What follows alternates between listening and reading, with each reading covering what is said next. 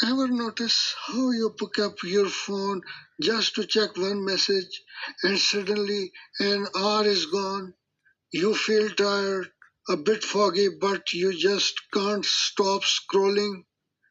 Most people think screen addiction is just a bad habit, but researchers at places like University Uttara, Malaysia, and the National Institute of Health are finding out it is actually much deeper than that. Some studies even suggest it is more addictive than smoking or certain drugs. Let's look at what's actually happening inside our brains and why scrolling is changing who we are. My name is Khalid Latif, and we are talking about how screen usage impacts on our brain health.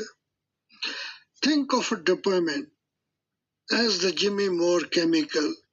Every time you see a funny video or get a satisfying notification, your brain gets a hit. It feels good for a second, so you want another one. And that is where the problem begins. Scientists found that this digital hit is so strong that it actually suppresses oxytocin, the hormone that helps us feel empathy and connect with other people. So while we are getting pleasure from the screen, we are losing our ability to feel calm and connected in real life. That's why we feel lonely even we are connected online. This is not just about being bored.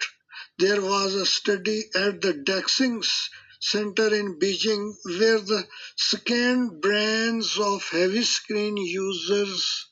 They found physically changes in their brains, specifically in the areas that control emotions. It looked almost exactly like the brain of cocaine addict. This is why we are seeing a massive rise in anxiety and depression in both kids and adults. Relationship problems, what researchers call fubbing, which is when you ignore your parents or your partners just to look at your phone. In the long term, it even correlates with higher rates of relationship breakdowns and suicidal tendencies. Why? Because we simply are not satisfied with normal life anymore. Your brains are constantly waiting for the next digital explosion. Now, I'm not saying you have to throw your phone away. I use mine every day, but we have to be the boss of the device, not the other way around. Try these two things. The 30 minutes rule. No screens for the first 30 minutes of your day. Let your brain wake up naturally. The dinner rule.